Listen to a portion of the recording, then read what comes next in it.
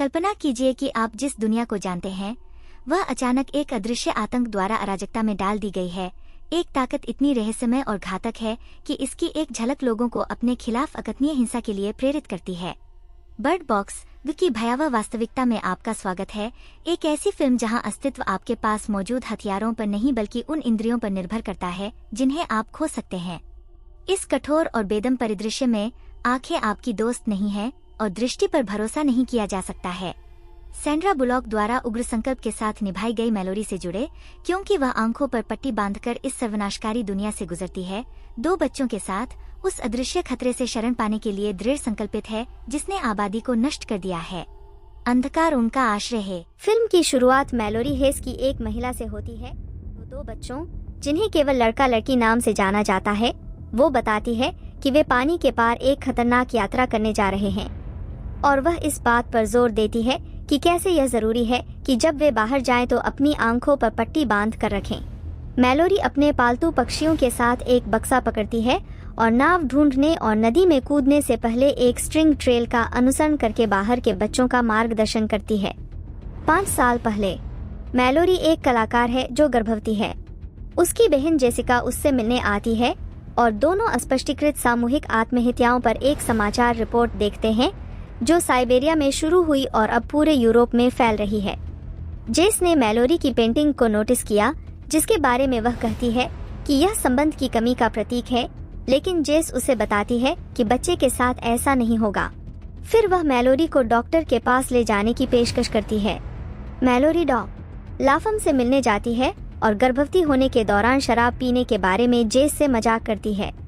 लैफम को ये टिप्पणियां बहुत हास्यप्रद नहीं लगती और वह मैलोरी को एक विकल्प देती है कि अगर उसे लगता है कि वह बच्चे को पालने के लिए तैयार नहीं है तो किसी को बच्चे को गोद लेने की अनुमति दे सकती है।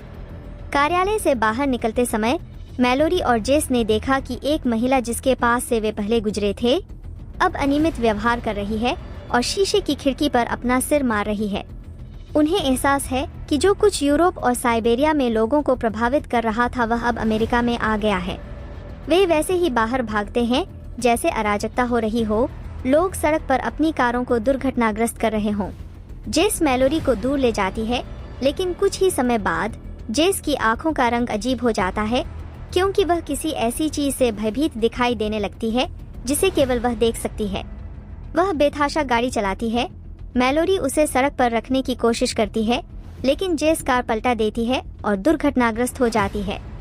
वे बच जाते हैं, लेकिन जेस अभी भी अचेतन स्थिति में है और मैलोरी केवल अपनी बहन को ट्रक के सामने कदम रखते हुए देख सकती है। मैलोरी सबके साथ साथ चलती है। वह लड़खड़ा जाती है और एक घर के सामने गिर जाती है। लिडिया नाम की एक महिला मैलोरी की मदद करने के लिए अपने घर से बाहर निकलती है, जबकि उसके पति डगलस इस पर आपत्ति जताते हैं। इससे पहले कि लिडिया मैलोरी की मदद कर पाती, वह अचेतन अवस्था में चली जाती है और अपनी मां से बात करती दिखती है। लिडिया एक जलती हुई कार में चली जाती है जिसमें जल्द ही विस्फोट हो जाता है। टॉम का एक व्यक्ति मैलोरी की मदद करता है और घर में भाग जाता है। उनके पीछे लूसी नाम का एक पुलिसकर्मी आता है। इसके अलावा घर में ग्रेग, गृहस्वामी, चार्ली, फेलिक्स, चेरिल और जेसन और सामंथा नाम का एक जोड़ा है। बाद के 2 लोग घर से भाग गए जब उन्होंने फोन पर अपने बेटे को यह कहते हुए सुना कि वह खतरे में है। बाकी सभी लोग एक दूसरे को बताते हैं कि उन्होंने उन लोगों में क्या देखा है जो इस रहस्यमय शक्ति से पीड़ित हैं। चार्ली को संदेह है कि यह इकाई राक्षसों के कारण होती है जो किसी के गहरे दुख या सबसे बड़े नुकसान का रूप ले लेती है। उन सभी को एहसास है कि इकाई अदृश्य है और इसे देखने से कोई भी आत्महत्या कर सकता है। मैलोरी समूह से दूर चली जाती है और टॉम उसे सांत्वना देने जाता है क्योंकि वह उसे बताती है कि जेस के साथ क्या हुआ था। वर्तमान समय में नदी पर 6 घंटे बिताने के बाद मैलोरी और बच्चे नदी में उतर रहे हैं क्योंकि यह अब पूरी तरह से अंधेरा हो चुका है।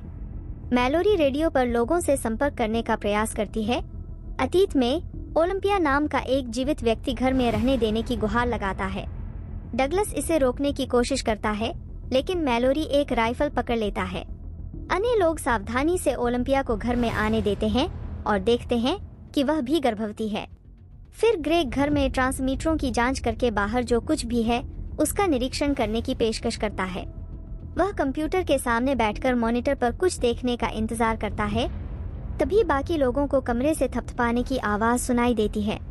वे समय पर ऊपर की ओर भागते हैं और देखते हैं कि ग्रेग ने खुद को गिरा दिया है और उसके सिर को एक किनारे से कुचल दिया है, जिससे उसकी मौत हो गई है। फिर अन्य लोग कंप्यूटर मॉनिटर को नष्ट कर देते हैं। नदी पर 14 घंटे। मैलोरी एक आदमी की आवाज सुनती है, इससे ठीक पहले कि आदमी उस पर हमला करता है और उसकी आंखों से पट्टी हटाने की कोशिश करता है। मैलोरी उस आदमी से लड़ती है और उस पर छुरी से वार करके उसे मार देती है। अतीत में समूह के पास भोजन खत्म होने लगा था और वे जानते थे कि मदद नहीं मिल रही है। मैलोरी, टॉम, डगलस, लूसी और चार्ली एक साथ मिलकर उस सुपरमार्केट में जाते हैं। वे खिड़कियों पर पेंटिंग करते हैं और उन्हें निर्देशित करने के लिए जीपीएस का उपयोग करते हैं। सड़क पर उन्हें लगता है कि वे लाशों के ऊपर से गाड़ी चला रहे हैं और इसे नजरअंदाज करने की कोशिश करते हैं। फिर जीपीएस निकटता चेतावनी पर बंद होना शुरू हो जाता है, जिसका अर्थ है कि इकाई उन्हें घेर रही है। टॉम उन्हें नुकसान के रास्ते से बाहर निकालने में कामयाब होता है। वे बाजार जाते हैं और जितना हो सके उतना भोजन ले लेते हैं। अचानक उन्हें चार्ली के सहकर्मी फिश फिंगर्स की आवाज सुनाई देती है, जो फ्रीजर में बंद है और बाहर निकलने की गुहार लगा रहा है। फिर वह इस बारे में बताना शुरू करता है कि इकाई कैसे सुंदर है और उसे अवश्य देखा जाना चाहिए। फिश फिंगर्स टूटने लगती हैं, जबकि लूसी, टॉम और डगलस उसे वापस पकड़ने की कोशिश करते हैं। चार्ली तब इकाई को देखता है और महसूस करता है कि वह बर्बाद हो गया है। वह फिश फिंगर्स की ओर बढ़ता है और उन दोनों को फ्रीजर में बंद कर देता है, जहां चार्ली मर जाता है, जिससे बाकी लोग घर लौट जाते हैं। उस रात मैलोरी ने डगलस के साथ उनकी व्यक्तिगत समस्याओं पर कुछ देर बातचीत की। फिर बाकी लोगों को ऐसी आवाजें सुनाई देती हैं जैसे कार को भगाया जा रहा हो। वे गैरेज में जाते हैं और पाते हैं कि वह चला गया है और लूसी और फेलिक्स भी गायब हैं। नदी पर 24 घंटे। मैलोरी ने ब्रेक लेने के लिए नाव चलाना बंद कर दिया। जब वह फिर से शुरू करती है तो वह नाव को एक डूबे हुए ट्रक से टकरा देती है और लड़का नाव से बाहर गिर जाता है, लेकिन मैलोरी उसे बाहर खींचती है और उसे गर्म करने की कोशिश करती है। वह बच्चों को नाव में छोड़कर खाना इकट्ठा करने के लिए जंगल की ओर जाती है। मैलोरी एक इमारत में प्रवेश करती है, जहां वह शोर सुनती है और चीजों को इकाई द्वारा खींचे जाने पर अपने आप चलती हुई देखती है। वह इमारत से बाहर निकलने में सफल हो जाती है, लेकिन इकाई उसका नाम फुसफुसाती रहती है। मैलोरी अपनी बंदूक से अदृश्य इकाई पर फायर करती है, जिसे लड़की सुनती है और इसलिए वह मैलोरी की मदद करने के लिए नाव छोड़ देती है, लेकिन वह लड़की को ढूंढ लेती है और उसे पकड़ लेती है और जब वे नाव पर लौटते हैं तो उसे छोड़ने के लिए डांटती है। अतीत में टॉम मैलोरी को बताता है कि वह इराक में कैसे तैनात था और वह और उसके साथी एक आदमी का पीछा करते थे जब वह सभी अराजकता के बीच अपने बच्चों को स्कूल ले जा रहा था। उन दोनों में एक दूसरे के लिए भावनाएं भी विकसित होने लगती हैं। ओलंपिया गैरी नाम के एक हताश व्यक्ति को घर में आने देती है। अन्य लोग आक्रामक तरीके से गैरी की खोज करते हैं और उससे पूछताछ करते हैं। वह दूसरों को बताता है कि कुछ भागे हुए मानसिक रोगी उसके और उसके दोस्त के पीछे आए, जिससे उन दोनों को प्राणियों को देखने के लिए मजबूर होना पड़ा। डगलस गैरी पर भरोसा नहीं करता है और बंदूक की नोक पर उसे घर से बाहर निकालने की कोशिश करता है, लेकिन चेरिल उसे बाहर कर देती है और गैरी को रहने देती है और वे डगलस को गैरेज में बंद कर देते हैं। ओलंपिया गैरी को अंदर आने देने के लिए रोते हुए माफी मांगती है और कहती है कि वह एक बोझ की तरह महसूस करती है, लेकिन मैलोरी उसे बताती है कि वह ऐसा नहीं है। नदी पर 38 घंटे। मैलोरी खुद को और बच्चों को एक कंबल के नीचे ले जाती है ताकि उन्हें चेतावनी दी जा सके कि वे रैपिड्स के पास आ रहे हैं और यह यात्रा का सबसे खतरनाक हिस्सा होगा। मैलोरी और ओलंपिया दोनों को प्रसव पीड़ा होने लगती है, जबकि टॉम और चेरिल महिलाओं की मदद करते हैं। वह मैलोरी के पक्षियों को लेता है और खिड़कियों से कागज फाड़ने से पहले उन्हें फ्रिज में रख देता है, जिसे डगलस देख लेता है। डगलस से छुटकारा पाने की कोशिश करने के लिए गैरी गैराज का दरवाजा खोलता है। इस बीच ओलंपिया ने एक लड़की को जन्म दिया, जबकि मैलोरी ने एक लड़के को जन्म दिया। गैरी कमरे में प्रवेश करता है और ओलंपिया के सामने पर्दा खींचता है, खिड़की से बाहर कूद जाता है। इसके बाद गैरी ने चेरिल को अपनी आंखें बाहर की ओर खोलने के लिए मजबूर किया, जिससे उसने खुद को कैंची से मार डाला। डगलस राइफल के साथ आता है, लेकिन अपनी आंखें खोलकर गोली नहीं चला सकता। वह गैरी की बाह में गोली मारने में सफल हो जाता है, लेकिन वह डगलस पर कैंची से वार करके उसकी हत्या कर देता है। टॉम फिर राइफल देखता है और गैरी की तरह उसे पकड़ने की कोशिश करता है। 2 गोलियों की आवाजें सुनाई देती हैं, लेकिन टॉम को मैलोरी और बच्चों के साथ जाते हुए जीवित देखा जाता है। अब 5 साल बाद फिल्म शुरू होने से ठीक पहले की बात है। मैलोरी और टॉम एक साथ रह रहे हैं, 2 बच्चों का पालन पोषण कर रहे हैं। वे बाहर कुछ सुन रहे हैं और यह कुछ लोग हैं जो बिना आंखों पर पट्टी या खिड़कियों पर ढक्कन लगाए अपनी कारों से बाहर निकल रहे हैं।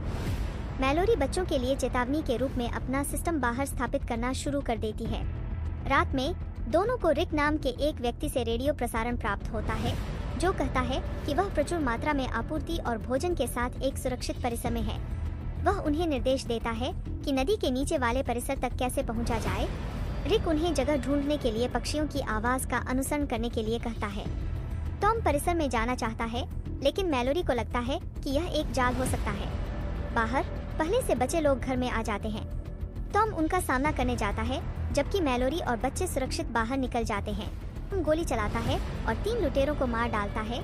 टॉम अपनी आंखों पर बंधी पट्टी उतार देता है और नेता के पीछे जाने से पहले 2 और लोगों को मार डालता है जो मैलोरी और बच्चों का पीछा कर रहा है। इकाई टॉम को प्रभावित करना शुरू कर देती है, लेकिन वह खुद पर बंदूक तानने से पहले नेता को मारने के लिए काफी देर तक लड़ता है।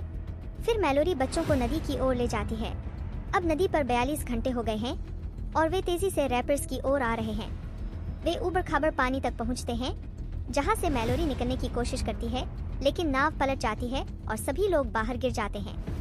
मैलोरी बच्चों को बुलाती है और लड़के को पानी में पाती है, जबकि लड़की जमीन पर आ गई है और मैलोरी उसे ढूंढ लेती है क्योंकि लड़की के पास एक घंटी है जिसे वह बजाती रहती है।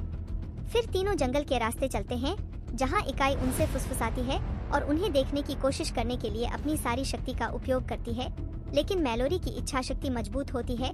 जैसे ही वे परिसर में आते हैं, वह पक्षियों की आवाज का अनुसरण करती है। मैलोरी की आंखों की जांच की गई और उसे और बच्चों को प्रवेश की अनुमति दे दी गई। वे रिक मिलते हैं और मैलोरी को पता चलता है कि परिसर अंधों के लिए एक स्कूल है और वहाँ के लोग संस्थाओं से सुरक्षित हैं। मैलोरी और बच्चे फिर डॉ लाफम को ढूंढते हैं, जो खुशी से उनका स्वागत करते हैं।